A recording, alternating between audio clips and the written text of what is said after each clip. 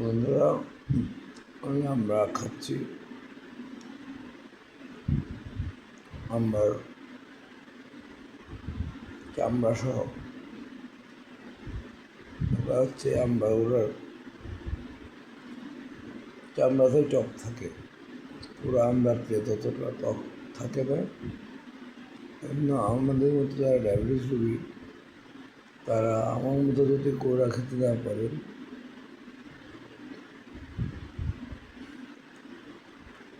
নিজেদের শক্তিটাকে নিজেরা কেটে এই খোসা সহ আর কি এমনি খাইতে পারলে ডাইরেক্ট খাই ফেললেন, কামড়াইয়া আপেল যেভাবে খান। আর যদি নিজের অ্যাবিলিটি না কোলাই বৃদ্ধ মা বাবাদের যদি খাওয়াতে চান বা অসুস্থ মা বাবাদের যদি খাওয়াতে চান, খোসা সহ কেটে খাওয়াবেন, টুকরো টুকরো করে, যে আমরা গুঁড়া দিয়ে বিক্রি করে ওইটা করে ছুরি দিয়ে একটু বাঁকা চাপ দিয়ে করলে সেটা হয়ে যাবে। আমরা গুঁড়া হলার দিয়ে বেছে আর কি। অথবা আপনি দা বটি দিয়ে আস্তে আস্তে কেটে কুটে খাওয়ার ব্যবস্থা করে দেবেন। আমরা টক ডায়াবেটিস কন্ট্রোল করে আমি দেখেছি। আর ডায়াবেটিস কন্ট্রোলের জন্য বিশেষ করে লেবু, প্রতিদিন যদি একটা লেবু খাই, এটা অনেক উপকারে আসবে। যেমন ডায়াবেটিস কন্ট্রোল করবে, হাইপার টেনশন কন্ট্রোল করবে, হার্টের ব্লক থাকলে ব্লক সরে ফেলবে লেবু খাইলে প্রতিদিন একটা। কিন্তু ডাক্তাররা তো লেবু খেতে বলেন না। ব্লক যদি ছুটে যায়, আপনি কি ডাক্তারের কাছে যাবেন? অথবা লেবু রক্তকে জমা বাড়তে দেয় না, চর্বি জমতে দেয় না। যেমন ধরেন আমরা গরুর মাংস দিয়ে ভাত খাইলে হাতে চর্বি হয়, আপনি দেখেন সাবান ইউজ না করে লেবু দিয়ে লেবুর রস হাতে মেখে ধুয়ে দেখিয়েন, তারপরে দেখবেন চর্বি চলে গেছে, টিস্যু দিয়ে মুছে দেখেন আর কোনো চর্বি নেই।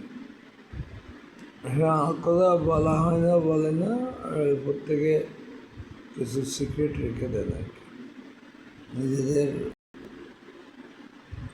যেহেতু দুনিয়া দাঁড়িয়ে আছে, বউ বাচ্চা আছে, হ্যাঁ, সংসার আছে, এগুলো তো পারতে হবে।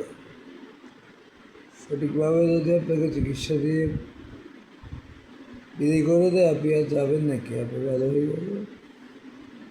এই জন্য আপনাকে আটকে রাখা হবে। যেমন লয়াররা বলতে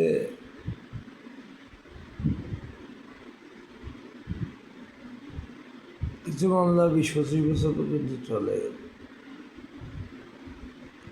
15-20 বছর পর্যন্ত চলে সিভিল মামলা। কেন? ওই মামলা তো 2 বছরে শেষ করে দেয়, কিন্তু ওখানে লয়াররা 6 মাসে টাইম পিটিশন দিয়ে বসে থাকে, 6 মাস পরে ডেট ফেলায়। মক্কেলরা গিয়ে পেশকারের সাথে হাত করে 200 টাকা দিয়ে, আমি লয়ার, আমার অভিজ্ঞতা আছে, আমাকে চ্যালেঞ্জ করিয়েন না, আমি প্রমাণ করে দিতে পারবো। দরকার হলে একদিন সময় নিয়ে ভিডিও ফুটেজ নিয়ে সব প্রমাণ দিতে পারবো। তো আমার অভিজ্ঞতা থেকেই বলছি, ওখানে ঘাটে ঘাটে পয়সা দিয়ে উকিলদেরকেই কাজ করতে হয়। উকিলরা আরও বেশি অসহায়, পুলিশকে টাকা দিতে হয়, সিন করাইতে হয়। এগুলো মিথ্যা কথা না, পুলিশও জানে, জনগণও জানে, সবাই জানে। পুলিশের সিএসআইকে, পুলিশের যে জিআরওকে টাকা না দিলে ফাইলটা পিছনে পড়ে থাকে, টাকা দিলে উপরে থাকে। বেশি না, তাদের দেবে 200-300-500 টাকা দিলে অনেক সময় ওদের কথা জামিন হয়ে যায়। জাজ সাহেব ওদেরকে জিজ্ঞাসা করেন, ওদের কি জামিন দেওয়া যায়? দেন স্যার, এই সেই গরিব মানুষ এবং তেমন। আমার বাস্তব অভিজ্ঞতা বলছি, আমার হয়তো ভুল হতে পারে, ভুল হলে আমার বিরুদ্ধে আইনি ব্যবস্থা নেবে। আমি তখন অনেক প্রমাণ সাপেক্ষে সেটা উপস্থাপন করবো, আমি প্রমাণ করে দেখাবো। যাই হোক, মামলাও দীর্ঘায়িত করা হয়, নাইলে আবার দ্রুত বিচার কি? বিচার তো বিচারই, বিচার নিষ্পত্তির সময় দেওয়া থাকে, কিন্তু নিষ্পত্তি হয় না, কালক্ষেপণ করা হয়, অনেক ইয়ে হয়ে যায় বিচারকের। যেমন সিভিল মামলার ক্ষেত্রে ওই আমার হাতে প্রমাণ আছে, আমি নামও বলে দিতে পারবো। আমাকে যিনি বলেছেন মক্কেলও আছেন, লয়ারকেও চিনি, অপরাধ ছিল, নাম করা লয়ার, অথচ বলে 25 বছর ধরে আপিল চলতেছে। কিসের আপিল? আসলে তো আমরা জানি রায়ের পরে আপিলের পরে রিভিউ করতে পারে, রিভিশন করতে পারে, এগুলো ওরা পাবলিক তো ওসব জানে না। সুবিধা মতো দেখুন একটা লয়ারাই করে দেন, দেখা যায় কি 25 বছর ধরে যে মামলা করছে সে মারা যায়, তার ছোটো বাচ্চাটাও আস্তে আস্তে সুদারি ভাগে, কিন্তু মামলা রায় হয় না। এটাই মামলার দীর্ঘসূত্রিতা, একটা নেগেটিভ দিক তুলে ধরলাম। আল্লাহ রসুলভাবে কাজ করতে হবে। আর ডাক্তাররা যেটা 1 সপ্তাহের ওষুধ দিয়ে শেষ করে দিতে পারেন, সেটা করেন না। প্রথমে 1 সপ্তাহ আপনাকে পাতলা ওষুধ দেবেন। পাতলা ওষুধ মিনস কাম পাওয়ারফুল ওষুধ দেবেন। আপনি 15 দিন গেলেন, আপনার ভালো হইল না, এরপরে বলবে যে আপনাকে অ্যান্টিবায়োটিক দেওয়া হবে। 15 দিন কেন অপেক্ষা করতে হবে? আপনি রোগ থেকে বুঝতে পারেন না? এমনও ইতিহাস আছে, বই পুস্তকে পড়েছি, রোগ জিজ্ঞাসা করতেন না ডাক্তাররা। এমন একজন ডাক্তার ছিলেন যিনি চেহারা দেখেই রোগ নির্ণয় করে ফেলতেন। আগে দেখতাম জিহ্বা দেখে রোগ নির্ণয় করতেন। হ্যাঁ, তো রোগীর চেহারা দেখে রোগ কী হয়েছে এটা বলে বলতে পারতো। এরকম ডাক্তারও ছিলেন নাম করা, আমি আসলে বলতে পারতেছি না। আমরা ওরা খাই একটা আমি আমরাগুলো সিজনে আমরাগুলা ধুয়ে ভালো করে। এখানে আপনারা হয়তো বলতে পারবেন আমার রুচি খারাপ, এখানে অখাদ্য কিছু নাই, জাস্ট একটু দাগ হয়েছে। আমাদের মানুষের মধ্যে অনেক দাগ আছে, মানুষও কালো সাদা আছে, আমরা ওরাও কালো সাদা আছে। আমরা ওটার উপরে কালো দাগ থাকলে কী হবে? ভিতরে সাদা। মানুষের উপরে কালো ধলো হলে কী হবে? ভিতরে হচ্ছে লাল। কালো আর হলো বাহিরে কেবল, ভিতরে সবারই সমান। এখন কথা হচ্ছে ডাক্তারদের কথা বলছিলাম। ডাক্তাররাও রুগী সহজে ছাড়তে চায় না। সস্তা ওষুধ 14 নম্বর কোম্পানির ওষুধ দিলে আপনাকে অ্যান্টিবায়োটিক, কিন্তু 14 নম্বর কোম্পানি, 14 নম্বর না, 50-এর উপরে কোম্পানি আছে। 50 নম্বরের শেষের দিক থেকে ওষুধগুলো দেয়, কারণ ডাক্তারদেরকে পকেট ভরিয়ে দেয়, চেক দেয়। আমরা ব্যাংকে আছি, ডাক্তারের নামে চেক আসে, অ্যাকাউন্টে ঢুকে ক্লিয়ারিং হয়ে ট্রান্সফার হয়ে কোম্পানি থেকে সরাসরি চেক আসে, তারপরে ক্যাশ টাকাও আসে, ডিনেসেড আছে, কলম টলম ব্যাট মেডিগুলো তো আছেই, গড়ি, দেওয়াল গড়ি, আপনার ওই হটপট, তারপরে ওই কী গরম রাখে ওগুলো কী বলে, ফ্লাক্স, বিভিন্ন আইটেম আর কি, ওয়াল ক্লক, রিস্ট ওয়াচ, পোশাক আশাক। একজন ডাক্তার যেটা মনে মেলায় আসছে, মেলায় যায় রে ডাক্তার চেম্বারে আসার সময় গান করে করে আসেন। চেম্বার থেকে যাওয়ার সময় দেখা যায় 2 হাত ভরে গেছে, উনি নিয়ে যাইতে পারতেছেন। এগুলো কী করেন তারা? এই 14 নম্বর কোম্পানির ওই গিফটগুলো গ্রহণ করে 14 নম্বর ওষুধ দেয়। ডাক্তার ভালো, রোগী ভালো হয় না, রোগী ডাক্তারের পিছনে লেগে থাকে, আর এরপরে ওষুধ খাইতে খাইতে অসুস্থ হয়ে যায়। এরপরে লিখে দেয় হসপিটালাইজেশন, আপনার ওষুধ ভালো হচ্ছে না, আপনার এখন হসপিটালে চলে যান। ওনার খাওয়া শেষ হয়েছে, এখন হসপিটালে খাওয়ার জন্য পাঠাবে। এটা সাথে সাথে হয়তো 20% হতে পারে, 80% ভালো থাকতে পারে। ভালো খারাপ মিলিয়ে আমি সবসময় বলি, নানের সাথে শোভা থাকে, মায়ের সাথে ছেলে থাকে, অর্থাৎ দান লয় শোভা, মা লয় শোভা। মা যেখানে যায় তার যদি ছোট শিশু থাকে, বাচ্চা থাকে, এ কোলে পিঠে করে নিয়ে যায়, হাঁটাইয়ে নিয়ে যায়, হাঁটা হলে ধানের মধ্যে চিঠা থাকে, মানে ফলস, ফেক ধান থাকে। ফেক ধান মানে নো রাইস ইন দ্য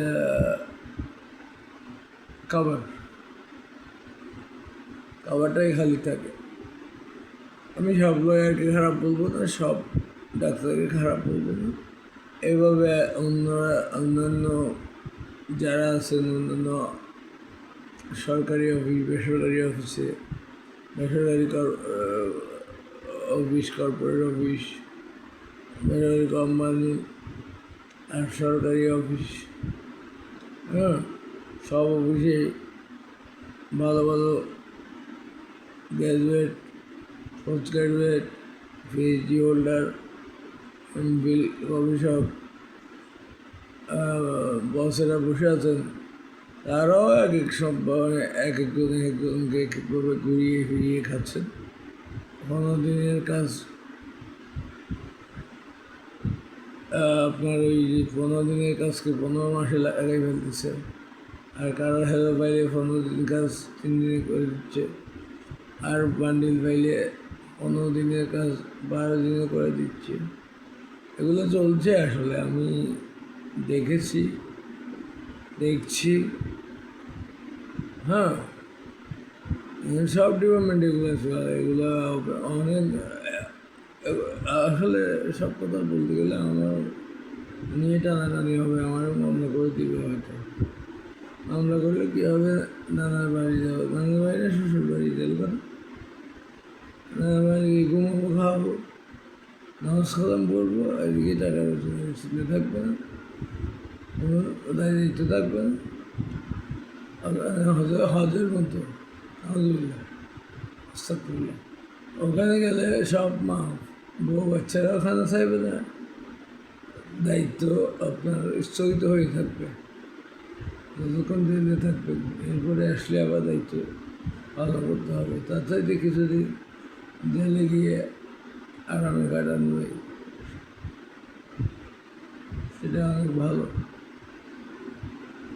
একটা নতুন জায়গা যাওয়া হলো, চেনা হলো, যে জায়গায় কখন যাওয়া হয়।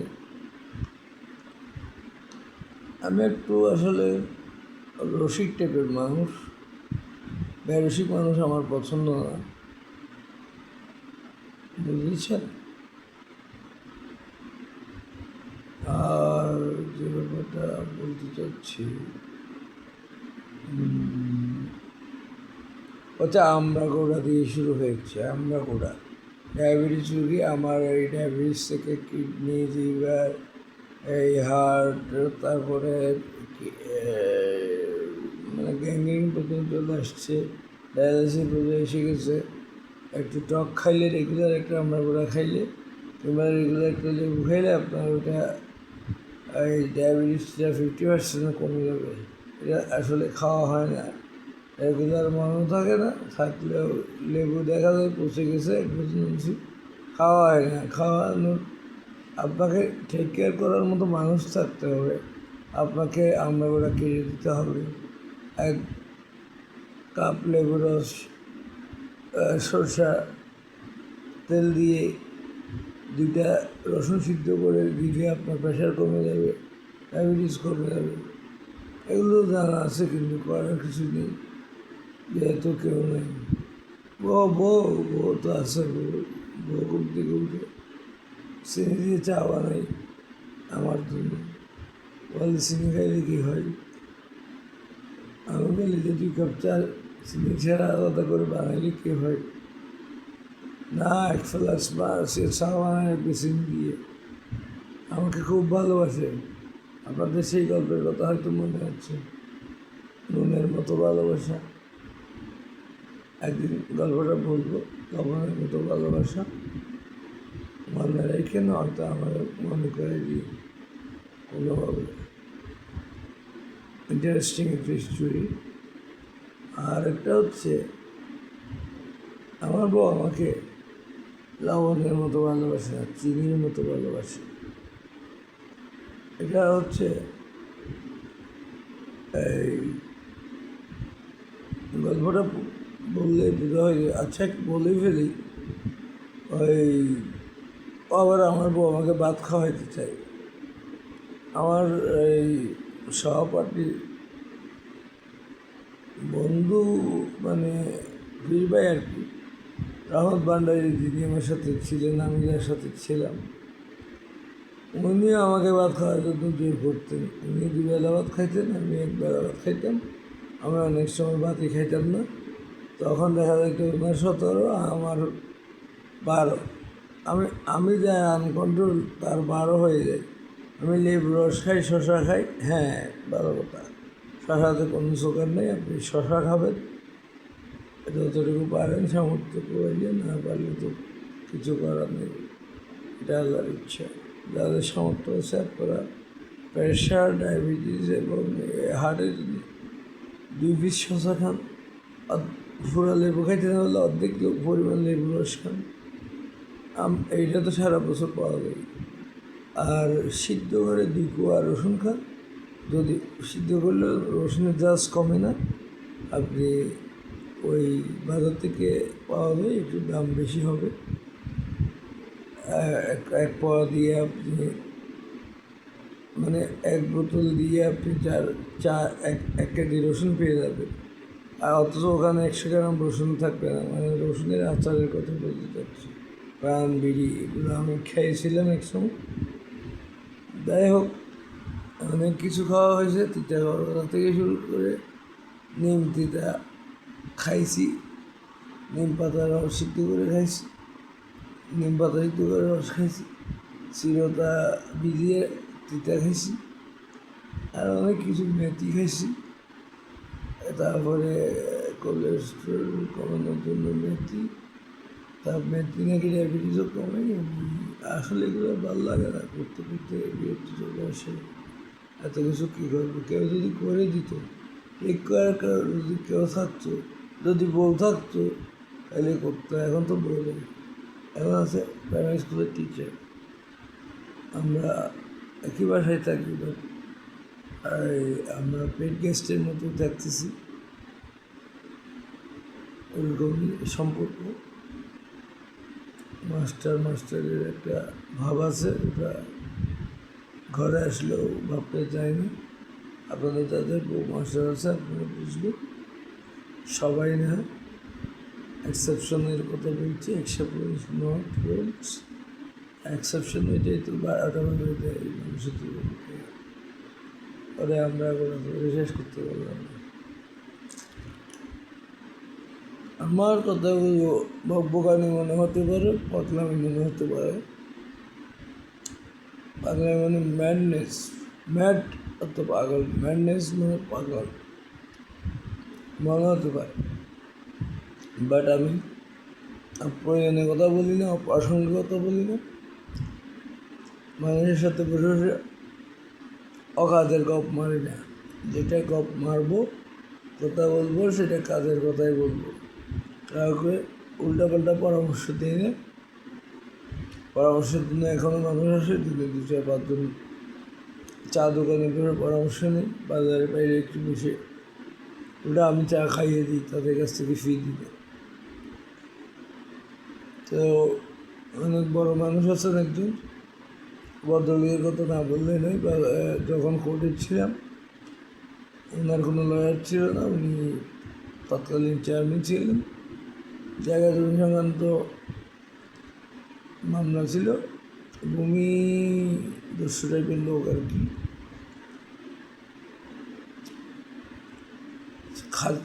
সরকারি জমি খাস জমি দখল করে মার্কেট নির্মাণ করে ফেলে, এটা করে সেটা করে, আবার মানুষের জন্য মামলাও করে, মারামারিও করে। দেখলাম আমি একটা কেসে ছিলাম, ম্যাজিস্ট্রেটের ভাইয়ের মোটরসাইকেল চুরির কেস। ম্যাজিস্ট্রেটের ভাই অবশ্য মোটরসাইকেল চুরি করেনি, উনি কিনে নিয়েছেন। ওটা মাদ্রাসা কি দোয়া থেকে মোটরসাইকেল চুরি হয়েছে, হাটাজারি থানায় মামলা হয়েছে। ওই মামলা খুঁজতে গিয়ে চট্টগ্রামে পাইছে, মানে নোয়াখালীতে সুবর্ণচরে। যাই হোক, ম্যাজিস্ট্রেট সাহেবের নাম বলার দরকার নেই, আমার ছোটো ভাই ইউনিভার্সিটি। যাই হোক, ওই কেসটা আমি ডিল করছি। তারপরে ম্যাজিস্ট্রেটকে আমি ওই মামলা নিয়ে প্রায় 10 জনকে নিয়ে আমি গেছি, 10 পৃষ্ঠার আর্জি লিখছি, মানে বেল পিটিশন লিখেছি। আমার ওটা রেখে আমি চেয়ারম্যানকে দেখে বেকুব হয়ে গেছি। মাননীয় আদালত, তুমি আমার এলাকার চেয়ারম্যান, পার্শ্ববর্তী এলাকায়, উনি একজন গণ্যমান্য ব্যক্তি, উনি আমি জিম্মাদারি দিব, জিম্মাদার, উনি পালাবেন না, উনি গ্যারেন্টি দিব, আমি জামিন চাই। আসলে তো আমার কাছে কোনো দরখাস্ত নেই, কিছু নেই, আমি এমনিই শুনানি করে ফেলছি, জামিনও দিয়ে দিচ্ছে। এবারে বলছি যে আমার টাকা দিতে হবে 5,000 বের হয়ে, এখান থেকে টাকা নেই। এই সালের বেটা এই হাটাজারিতে এসে দেখা হতো, 2-5 বার 10 বার খুঁজছি, আর খুঁজি না। অথচ তার কোটি কোটি টাকা। মদ খাইতো, এখনও খাই মনে হয়, পান খাই যে এমনভাবে খাই, আমরা তো পান খাই, বুঝতে যাই এমনভাবে পান খাই, গালের ডিভার দিয়ে বাই হবে, পুরা দাঁত এগুলো লাল লাল হয়ে থাকে। আমি নাম বলছি না। ইদানিংও রাজনৈতিক মামলায় ফেসে গেছে, পরামর্শ নিয়েছি। একটা ওই যে খাস দখল জমি বলছি, খাস দখল নিয়ে উপভোগের মধ্যে ঠেলাঠেলি, ওই ব্যাপারে আমার পরামর্শ নিতে আসছে আমার দোকানে, আমার ভাইয়ের দোকানে, যেখানে আমি বসি না, ওখান থেকে পরামর্শ নিয়ে চলে যাই। ওখান থেকে আমি বিভিন্ন মামলার খবর, কেউ রিকোয়েস্ট করলে আমি থানায় ফোন করে খবর নিই, আমার পরিচয় দিয়ে। যাই হোক, এটা আমার তো অধিকার আছে খবর নেওয়ার, আমার না, সব নাগরিকেরই অধিকার আছে।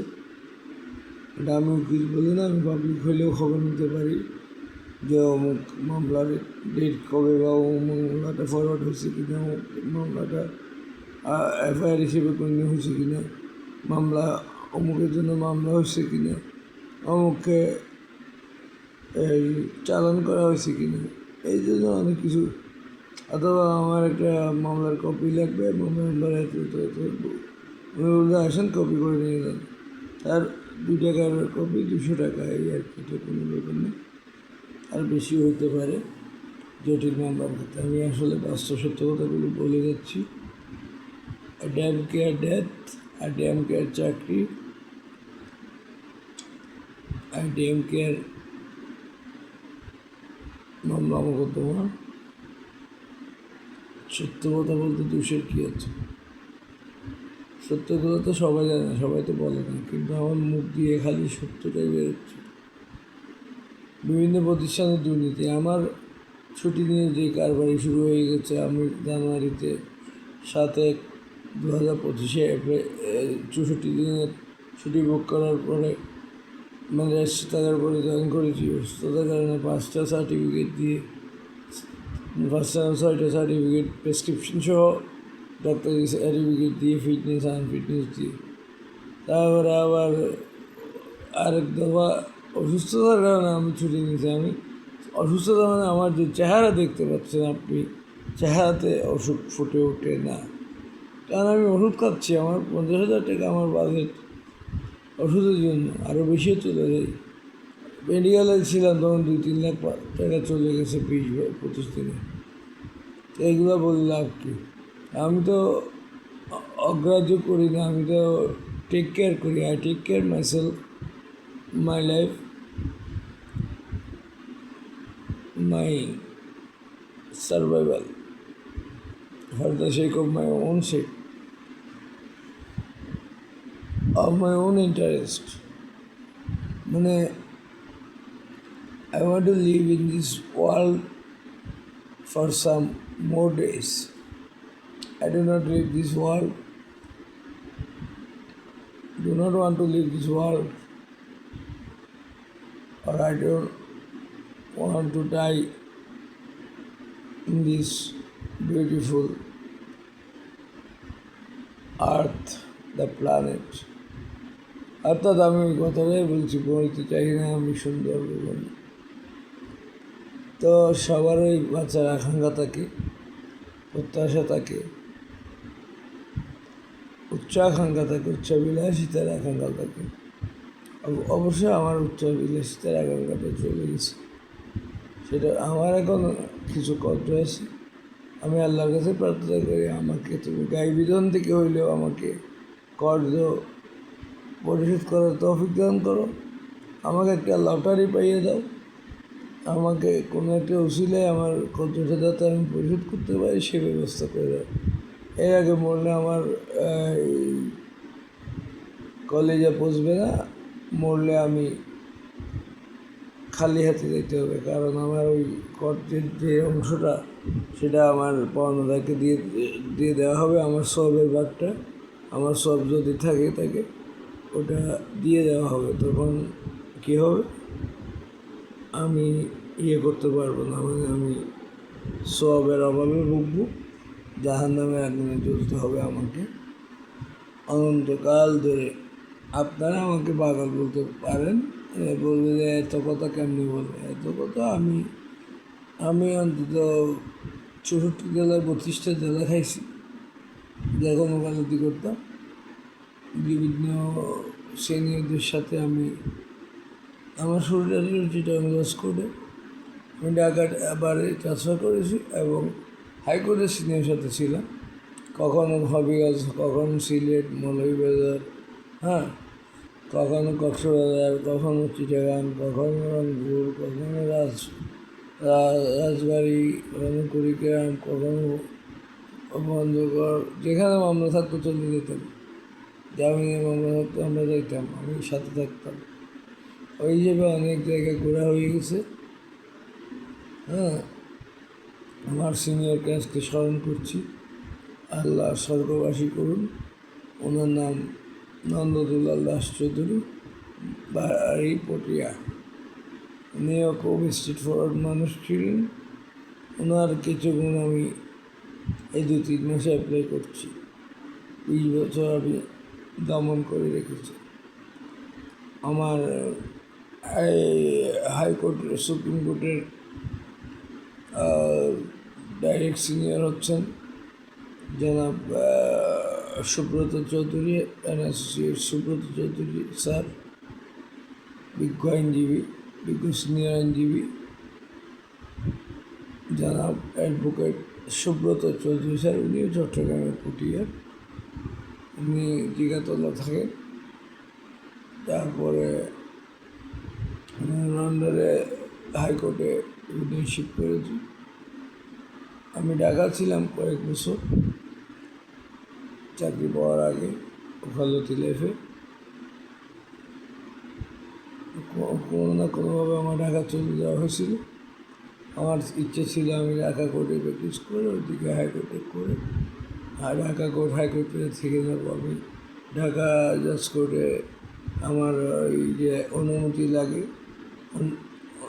নিজ বারের অনুমতি লাগে, সেক্রেটারি বা সভাপতি সিস্টেম নিয়ে আমার অনুমতি নিয়ে ওখানে মেম্বারশিপ নিয়েছিল। আমার চাকরিটা হওয়াতে আমাকে চলে আসতে হয়েছে। চাকরি হওয়াতে সবাই চাকরির দিকে ধাবিত হয়ে গেছে, বলে তুমি একটু কাউন্সিলিং পাবো, তোমার ওকালতিতে সাইন করতে আরও 2-4-5 বছর লেগে যাবে। That was the reality, that was the truth. আমিও চিন্তা ভাবনা করে চলে আসছিলাম, কিন্তু আমার সিনিয়র আমাকে এই বলছে, Shafiul, you will have to face problem, you will be able to understand when time is gone. You should not leave the court. Now he is no more. I heard he has devised our breath is last. Maybe 1 year ago. আমি 2 year ago আমি গত বছর ঢাকা গেছিলাম। গত বছর না, এখন তো 25 সাল, আমি 22 সালে মনে ঢাকা গেছিলাম। 22 সালে শুনছিলাম উনি আরেকটু আগে মারা গেছে। তাহলে সেই হিসেবে 4-5 বছর হয়ে যাচ্ছে। উনি আমাকে নিজের সন্তানের মতো আগলে রাখতেন। ওনার বাসায় আমাকে থাকাতে দিতেন। তারপরে ওনার সাথে একসাথে খাইতাম, নিরামিষ খাইতাম। আর যদি নিরামিষ থাকতো, দেশি মুরগি, কই মাছ, ভালো ভালো মাছ খাওয়াইতেন। আমার আত্মীয়-স্বজন ওনাকে চিনেন। হ্যাঁ, উনি আমার বিজ্ঞ সিনিয়র, আমার প্রাণপ্রিয় সিনিয়র মাহমুদুল্লাহ দাস চৌধুরী সাহেব, আল্লাহ তাকে স্বর্গবাসী করুন। আর আমার আরেকজনের কাছে কৃতজ্ঞতা স্বীকার করতে হয়, তিনি হচ্ছেন আমরুল লিগার নামটা। উনিও আমাকে, আমি তো LLM না করে চলে গেছিলাম ঢাকাতে প্র্যাকটিস করার জন্য, তো উনি আমাকে LLM করার জন্য পাঠিয়ে দিয়েছেন। আমার জীবনের ইতিহাস আছে, আমার করুণ ইতিহাস আছে। তারপর উনি যে আমি অ্যাবসকন্ডারের মতো ছিলাম, but no case against me, because I took risks for my education. I have taken loan from people and I could not pay in time, but my family, my father did not help me, but though he has real estate or land already is no more, but land is yet to be present, but I have not sailed 1 inch, at least 1 inch from him. But what I bring, what are you seeing in my position? This is my achievement. This is the gift from Allah for my patience, for my perseverance, for my study. Thanks to Allah. Alhamdulillah, সুখে আছি, ভালো আছি। ওষুধ খাচ্ছি বড় কথা না, রোগ হচ্ছে বড় কথা না। আল্লাহ যদি পছন্দ হয় আমাকে আরও রোগ দিই, সমস্যা নেই, আমি সয়ে যাবো নীরবে। আল্লাহ আমাকে পরীক্ষা করতে হবে না। আমার এমন কিছু হয়ে যায় না গায়ে দিয়ে ভোগ করতেছে, এরকম কিছু হয়ে যায়, পছন্দ হয় নেই, ক্ষত হয়নি। এগুলো হয়েছে যেগুলো প্রাথমিক স্টেজে আমি কিল করে ফেলতেছি, মানুষের মতো দ্বিতীয় তৃতীয় স্টেজে নিয়ে যাচ্ছি না। আমি ওষুধ এবং ডাক্তার একটা আছে থাকতেছি, আমি আমাকে নিয়ে ব্যস্ত আছি। আমি চাকরি চিন্তাটাও মাথায় আসে, নাহলে আমি চাকরিতে টাইম টু টাইম নক করতাম না, ইনফর্ম করতাম না, অ্যাপ্লিকেশন পাঠাতাম না। ব্যাংক আমাকে আটকাতে পারবে না, কারণ আমি প্রপার ডকুমেন্ট দিয়েছি। ব্যাংক থেকে বলা হয়েছে রেজিস্টার্ড চিকিৎসকের কী জানি সেটা, মানে প্রত্যয়নপত্র বা সার্টিফিকেট মানে ফিটনেস সার্টিফিকেট দিয়ে জয়েন করতে ওনারা আমার ডাক্তারের প্রেসক্রিপশনটা ভালো করে দেখাননি এবং আমি ছুটির দরখাস্ত যে অ্যাটাচমেন্ট দিয়েছি ওখানে তো ওনার ডিগ্রিগুলো লেখা আছে। উনি একজন এমবিবিএস ডাক্তার। ওনার এই ওই বিএমডি এর বাংলাদেশ মেডিকেল অ্যাসোসিয়েশন, বিএমডিএ না বাংলাদেশ মেডিকেল, আমি তো আবার ভুল করতেছি, ওই প্রতিষ্ঠানের নাম হচ্ছে doctors association of Bangladesh, dab doctor association of Bangladesh. Number ওটার সার্টিফিকেট না পাইলে, লাইসেন্স না পাইলে ডাক্তারি করতে পারে না। আর বিসিএস ক্যাডার হয়েছেন, সেটাও একটা ব্যাপার। উনি বিসিএস ক্যাডার, উনি মামা শিশু হাসপাতালের রেজিস্ট্রার ছিলেন। ওনার সিসিডি বারেমে ডায়াবেটিসের প্রশিক্ষণ আছে। ওনার হার্ট ডিজিজের উপরে, হার্ট হৃদরোগের উপরে প্রশিক্ষণ আছে, পিজিটি। ওনার এফসিবিএসও করতেছেন মনে হয়, আমার পুরোটা মনে। আবার উনি নিউ মেডিসিনের উপরও কোর্স করেছেন, আরও কিছু কোর্স করেছেন। তো উনি অনেক কিছু জানেন, ওনার অনেক কিছু পড়ছেন যখন, সবগুলো মিলাই একটা মিক্সার হয়ে ওনার মাথায় রোগগুলো, ওষুধগুলো ঘুরতেছে না। উনি পরিচিত হয়েছেন না, না হলে কি সার্টিফিকেট এমনিতে সার্টিফিকেট দিয়েই তো মানুষ হয়। তো উনি আমার ডাক্তার সাহেব, ওনার বিসিএস ক্যাডার, এমবিবিএস, ওনার বিভিন্ন পোস্ট গ্রাজুয়েট ডিগ্রি, উনি গভর্নমেন্ট অফিসার। হ্যাঁ, তো রেজিস্টার্ড ডাক্তার জিনিসটা আমি বুঝতাম না।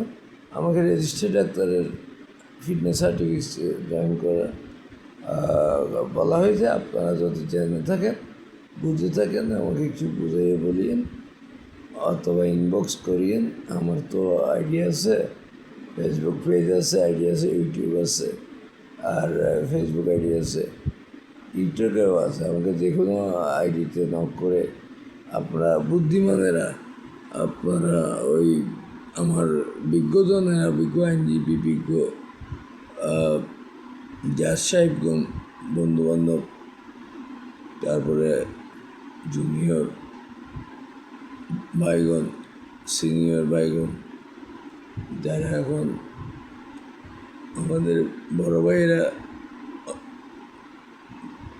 জেলা জজ পর্যায়ে আছেন।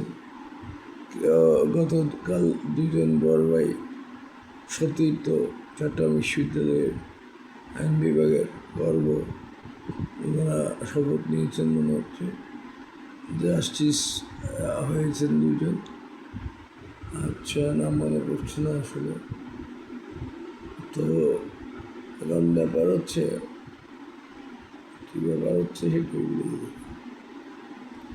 আসলে ব্যাপার হচ্ছে, আমার মেমোরি আল হয়ে গেছে ওই ইয়ের কারণে, ডায়াবেটিসের কারণে মেমোরি আল হয়ে গেছে। আর মাঝে মাঝে একটা সিরাপ আছে, আপনারাও খেয়ে দেখতে পারেন ডাক্তারের পরামর্শ করে। মনেরা একটা সিরাপ আছে, মনেরা, ওটা খেলে ওটার সাথে মনে রাখার একটা ব্যাপার কথা মিল পাওয়া যাচ্ছে। মনেরা আর একটা খা লাগাই দিলে মনে রাখা, তাহলে ওষুধের নামটা হচ্ছে মনেরা সিরাপ। 2 করে 3 করে খেলে, 2-3 ফেল খাইলে কিছুটা হয়ে যায়। তাইলে আমার এই কথা বলতেছি, এই ভুলে যাচ্ছি, ভুলে যাই, এরকম অবস্থা হয়। কারোর সাথে কথা বলছি, প্রসঙ্গটা ভুলে যাই, বলতে আমি কী বলছিলাম, ওরাও বলতে পারে না, কারণ তারাও ঠিকভাবে খেয়াল করে না। তারা তো জানে যে আমি ভুলে যাব। আবার আমার বুদ্ধিমান কিছু বন্ধু আছে, তারা আমার কথা, আমার প্রবলেম বুঝতে পারে, যদি আমি কী বলি এটা মনোযোগ দিয়ে শুনে, আবার একেবারে টু দ্য পয়েন্ট আমাকে বলে যে এই প্রসঙ্গে বলছিলেন, এই প্রসঙ্গ থেকে শুরু হয়ে এ প্রসঙ্গে বলছে। ধন্যবাদ তাদেরকে। আমার মানে আমাকে বোঝার না, আমার ফ্যামিলি আমাকে বুঝে না, এটা সত্য কথা। আমার ফ্যামিলি আমাকে বুঝে না, আমার ঠ্যাং চলে যাচ্ছে, গ্যাংগ্রিন যদি হয়ে যেত, আড্ডি যদি বসে যেত, হাড্ডি বোঝা নক্কা করা যেত না, মাংস তো চলে যাইতো হাড্ডি কেটে ফেলতে হইতো নিচের অংশ। তাই আমার একটা ঠ্যাং চলে গেলে আমি চাকরি করতাম শরীরের উপর জোর দিয়ে, চাকরি করতাম কিডনির উপর জোর দিয়ে, হাড়ের উপর জোর দিয়ে। কী হতো আমি না হলে 10 মাসে আমি হিসাব করলাম এই আমার 300 দিন হবে নভেম্বরের এক পর্যন্ত, মানে অক্টোবর সেপ্টেম্বরের শেষ পর্যন্ত, এখন 8 মাস, 9 মাসের শেষ পর্যন্ত, তারপর অক্টোবর নভেম্বর ডিসেম্বর 3 মাস আমি নভেম্বর থেকে ছুটিতে আসছি, নভেম্বর 4 তারিখ থেকে। এরপরে জয়েন করেছি দুইবার জয়েন করে আমি এই হিসাব করলাম যে 300 দিনের মধ্যে, মানে আগামী 21 তারিখ পর্যন্ত 300 দিন হবে, দিয়ে দিনের সেদিক হতে পারে। 300 দিনের মধ্যে আমি চাকরি করেছি 90 দিন মতো সম্ভবত, তাহলে আরও 210 দিন। এটা এক নাগারে 210 দিন না, এটা 3 ভাগে 210 দিন। 210 দিন না, আপনাদেরকে আমি হিসাবটা বলি। প্রথম 64 দিনের পরে আমি জয়েন করি, তাহলে 64 দিনের পরে জয়েন করে আবার অসুস্থ হয়ে পড়লে মেডিকেল থেকে রিলিজ নিয়ে আবার সুস্থ হয়ে পড়লে আবার 76 দিন, আবার 76 দিনের পরে অফিস করলাম ঈদের আগের 25শে মার্চ 25 সাল। কোরবানির আমার মনে হয় কোরবানিটা আমি কন্টিনিউ করতে পারিনি, কোরবানির আগে থেকে আমি এখন ছুটিতে আছি। নাও 3 মাস রানিং, 3 মাস বলতে আজকে 28-29 তারিখ হয়ে গেছে। ধরেন 2 মাস 21 তারিখ যদি জয়েন করতে হয় তাইলে আমার 2 মাস 10 দিন মতো হচ্ছে আর কি, বা 8 দিন, এভাবে 21 তারিখ যেহেতু মাস পুরো, এই 2 মাস 10 দিন ছুটি গেছে। 321 এটা কোনো আমি একটা রুলস আমার কাছে আছে, চাকরিবিধি বই, ছুটিবিধি চাকরিবিধি, প্রশাসন ট্রাইব্যুনালের অ্যাক্ট সব আছে। তা আমার একজন বড় ভাই বলেছিলেন যে 1 মাস নাকি একদিন নাকি 4 মাস ছুটি কাটালে বেতন পায় না। তো আমি তো এক নাগারে 4 মাস ছুটি কাটাইনি, আমি ছুটি কাটাইছি 64 দিন। এটা ব্রেক হয়ে আবার 76 দিন হচ্ছে। 64 দিনে 2 মাস 4 দিন, 76 দিনে 2 মাস 16 দিন, আবার এখন 90 দিনে 3 মাস, কোনো রাজ্যে 4 মাস ক্রস করে। আমি বইয়ে দেখলাম চিকিৎসাপত্র দিয়ে এই 1 বছর ছুটি দেখানো যায়, আবার বিশেষ ক্ষেত্রে আরও 3 মাস কাউন্টেবল হয়, এবং আপনি ছুটি পাবেন। ছুটি যদি জমা থাকে ওখান থেকে অ্যাডজাস্ট হবে, আর যদি ছুটি জমা না থাকে নতুন করে আপনি চাকরি করতে থাকবেন, নতুন করে যে ছুটি অর্জিত ছুটি হবে ওখান থেকে বাদ যাবে বা ওখানটার সাথে অ্যাডজাস্ট হয়ে যাবে। আমি জানি আমি একবার রাগ করে, মানে আমার অফিসের কলিগের সাথে রাগ করে এক ম্যাডাম ছিল, নাম বলবো না, বেশি চাপাচাপি করতো আমার সাথে, ফিডেক্সে কাজ করতাম, আমার ছুটি নিলে বাধা দিত। যাই হোক, আমি রেগে জিনিসপত্র এদিক সেদিক ফেলে দিয়ে চলে গেছি, 1-1.5 বছর চাকরি করি। আবার আমাকে জিএম, বর্তমান ডিএমডি মুর্তজা স্যার, উনি ব্যাংকে ডিএমডি সম্ভবত, আমি আসলে খোঁজ খবর রাখি না, স্যার মনে ব্যাংকে আছেন, উনি আমাকে ডেকে, ডিএম স্যার ছিলেন আমাদের স্বপন কুমার বড়ুয়ার আহ্বানের বড়ুয়াপাড়ার। তো ওনারা আমাকে ডেকে বলেন চাকরি করবে, আমি করবো, কারণ 1 বছর হয়ে গেছে। আমার বাবা, আমার ওয়াইফ, ফ্যামিলি চাচ্ছে আমি ব্যাংকেই চাকরিটা করি পুনরায়। তখন বললো আচ্ছা ঠিক আছে, ডাক্তারি সার্টিফিকেট দেন, ওগুলা দিয়ে 1 বছর পরে জয়েন করছি। এখানে একটা প্যাচ রয়ে গেছে, সেটা হচ্ছে আমি আজকে জয়েন করতে আসলাম, তাইলে আমার ছুটির পিছনে একটা মঞ্জুর হোক না হোক, আপনি আমি যখন আজকে জয়েন করতে আসছি আমাকে আজকে জয়েন করতে দিতে হবে। আপনি আমার আজকে জয়েনিংয়ের না দিয়ে আপনি আমাকে পাঠাই দিলেন ছুটি 1 মাস 19 দিন পরে মঞ্জুর হলো, তাইলে আমি 1 মাস 19 দিন পরে জয়েন করলাম, 1 মাস 19 দিন আমার অনানুমোদিত ছুটি রয়ে গেছে, এটা কি আমার দোষ? এটা কোন আইনে পড়ে? এর জন্য আমি প্রবলেম ফেস করলে আমি আইনের আশ্রয় নেব। কারণ হচ্ছে আমি তো আপনার কাছে সারেন্ডার করেছি, পলাতক থাকিনি। আপনি আমাকে জামিন দিবেন অথবা ইয়েতে পুরে দিবেন, কিন্তু আপনি আমার জয়েন করতে দিলেন না। আমি তো চলে আসছি, আমি চুরি করছি, ডাকাতি করছি, 1 বছর কাটেছি, 367 দিন আমি ওই ছুটির দরখাস্ত দিয়ে বলে যে মানে অ্যাপ্রুভাল হয়ে আসলে তারপর জয়েন করবো। তো অ্যাপ্রুভাল হয়তো 119 দিন লাগছে, ওটা তো আমি মেডিকেল সার্টিফিকেট লাগাইছি। হ্যাঁ, তখন কী করতে হয়েছে, আমার ওই ছুটিটা পাস করেনি। আমার কাছে ওই ছুটির রিসিভ কপি এখনও আছে এবং শেষ পর্যন্ত থাকবে ইনশাল্লাহ। আমি তখন এটা নিয়ে চ্যালেঞ্জ করতে পারবো। এখন আমাকে, আমি যে ব্রাঞ্চে ছিলাম, যে ব্রাঞ্চ থেকে ছুটি বুক করছিলাম, ওই ব্রাঞ্চে যিনি ম্যানেজার ছিলেন বছর খানেক আগে, 2 বছর আগে, বলতে আপনি এখন তো অন্য ব্রাঞ্চে আছেন, ওখান থেকে করেন, ওখানে বলতে ওখান থেকে করেন, আর এখান করেন ওখানে করেন, যেখান থেকেই করেন আমি দরখাস্ত দেবো, ওনারা একটা ফরওয়ার্ডিং দিবে, দ্যাটস এনাফ। যেখান থেকেই করেন আমি ওই ব্রাঞ্চে দিলে বলবো যে আমার এই চাকরির অত টাকা নেই, অনুমিত ছুটি ছিল, ছুটির জন্য আবেদন করেছে, ছুটির দরখাস্ত সহ সুপারিশ সহকারে কী করা হলো, প্রেরণ করা হলো। আর বর্তমানে যিনি ছিলেন, এখন তো আমি জিএম অফিসে, বর্তমানে যিনি ছিলেন উনিও চাইলে পারতেন, আমার বন্ধু মানুষ ছিলেন, এসপিও পিও ছিলেন, এসপিও হয়েছি আমরা পরে জানুয়ারিতে। তো উনি চাইলে একটা ফরওয়ার্ড বলতে পারতো আমি ম্যানেজার হয়েছি, আমার বন্ধুর একটা উপকার করি, উত্তর হচ্ছে সাদার ভূতা আজিমের একটা উপকার করি, যে ছুটিটা একটা ফাড়ে দেখি না কী হয়।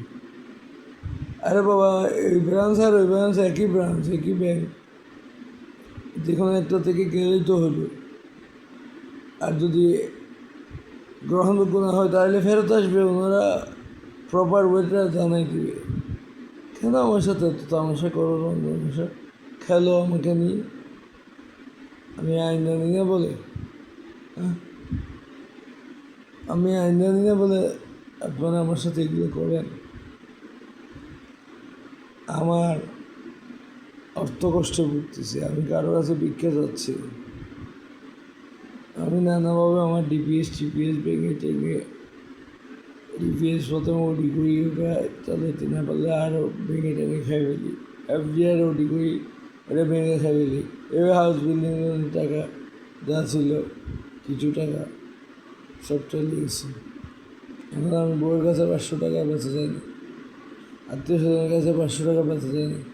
That is the reality. আমার অ্যাসেট আছে, আমার একটা গাড়ি আছে, কার আছে, 2-3 লাখ টাকাও যেতে পারে। আমি 2 লাখ টাকা দিয়ে কারটা নিয়েছিলাম, সেকেন্ড হ্যান্ড গাড়ি আর কি। আমার কিন্তু ডকুমেন্ট ফেল নেই, 26,000 পর্যন্ত করা আছে, আমি ডকুমেন্টে ফেল রাখিনি।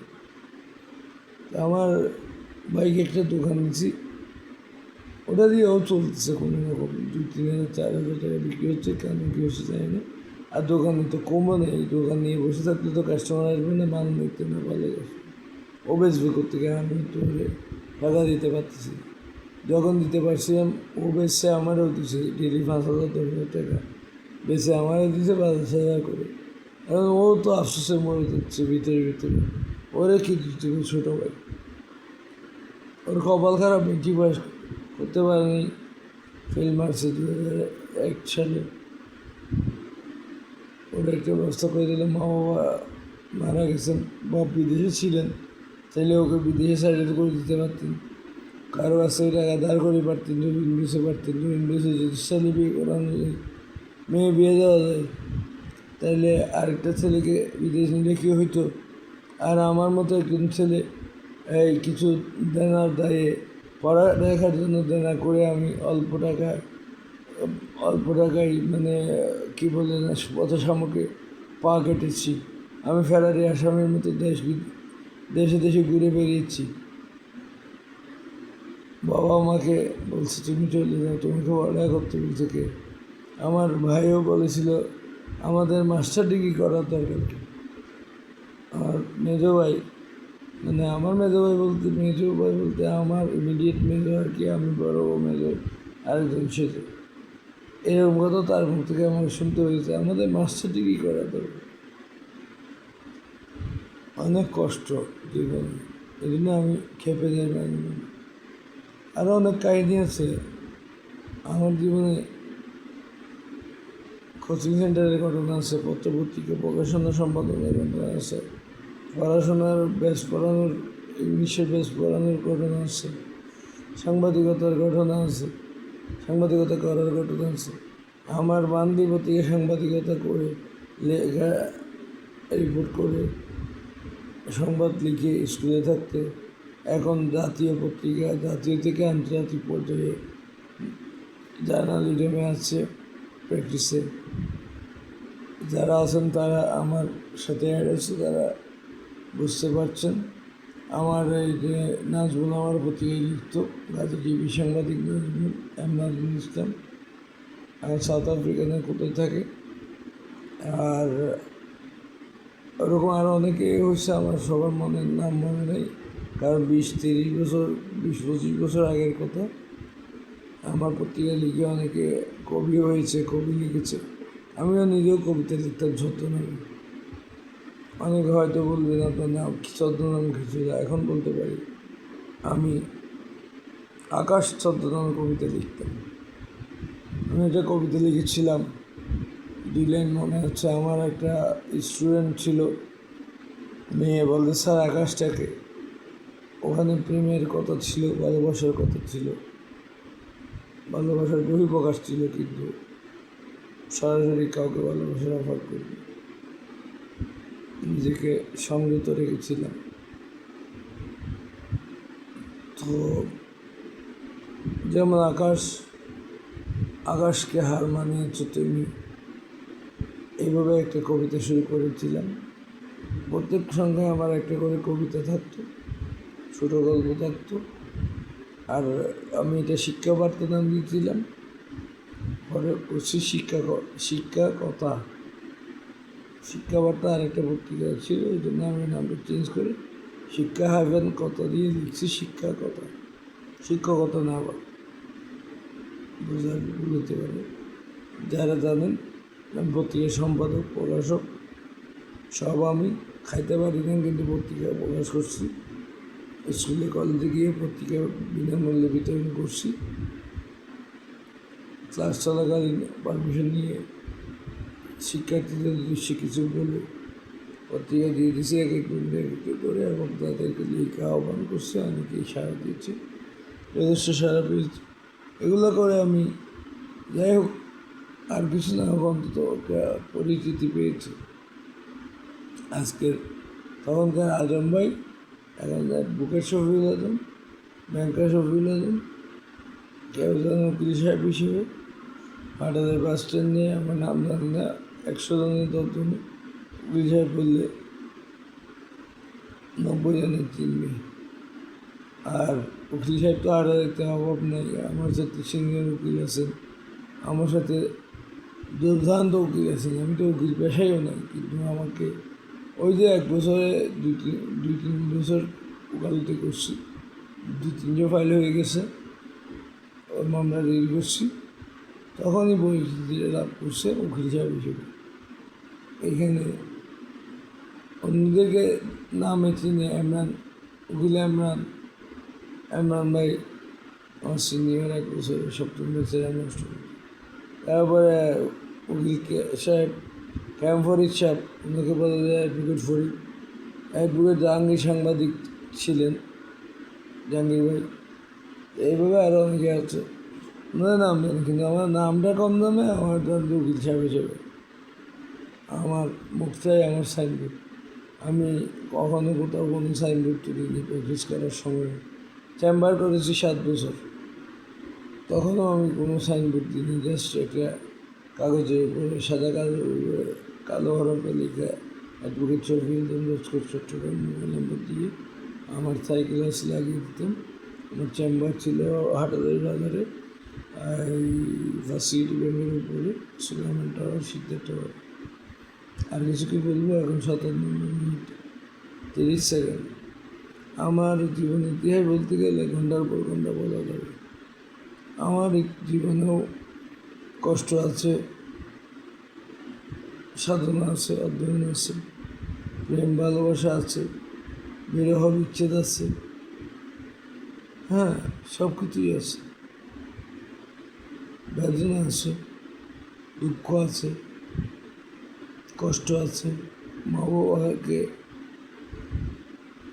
ভালোভাবে কেয়ার করতে না পারার কষ্ট আছে।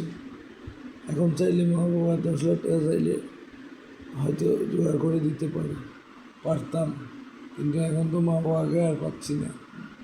10 টাকা দেওয়ার সুযোগ নেই। 10 টাকা ফকিরকে দিয়ে, তার জন্য রাব্বির হামহুমা কামা রাব্বায়ানি সগীরা দোয়া করে, তাদের জন্য তাদেরকে আল্লাহ বেহেশত নসিব করে এই দোয়া করি। এবং আমার মাতা পিতাকে আল্লাহ বেহেশতের পাখি হিসেবে কবুল করে নিন। আমার মা বাবার কবরকে বেহেশতের বাগান হিসেবে কবুল করুন। বেহেশতের সাথে আমার মা বাবার কবর একটা নুরানি যোগসূত্র হয়ে যাক, আমি এই দোয়া করি। আমার জীবনের সমস্ত সব যদি থাকে, সবগুলোর বিনিময় হলে আমার মা বাবাকে জান্নাত কামনা করি। আমার জান্নাত বেহেশত দুজক চাই, জান্নাত চাই না। আমার মা বাবা জান্নাত যদি আমার বিনিময়ে পাই, তাহলে আমি তাতেই খুশি। আমার মা বাবাই আমার জান্নাত। আমার মা বাবা দোয়া করে গেছেন, আমি তাই এতক্ষণ পর্যন্ত টিকে আছি, এতদিন পর্যন্ত টিকে আছি। নইলে তো অনেক আগেই মার্কেট থেকে আউট হয়ে যেতাম। আমার বিরুদ্ধে অনেক শত্রু লেগে গেছে হাটাদারিতে, আমাকে মারার জন্য, ধরার জন্য হুমকি মারে, নেতাগিরি দেখাই, নেতার বাহাদুরি দেখাই, বিএনপির বাহাদুরি দেখাই, আওয়ামী লীগের বাহাদুরি দেখাই, জামাতের বাহাদুরি দেখাই, এটা সেটার বাহাদুরি দেখাই। বাহাদুরি দেখাতে লাভ নেই। আমরা উকিল, আমরা গভর্নমেন্ট অফিসার, আমাদের সাথে আর কিসের বাহাদুরি? আমরা যে গভর্নমেন্ট আছে সেই গভর্নমেন্টের চৌকিদার, কর্মচারী। আসসালামু আলাইকুম। আমি 60 মিনিটের মধ্যে শেষ করছি।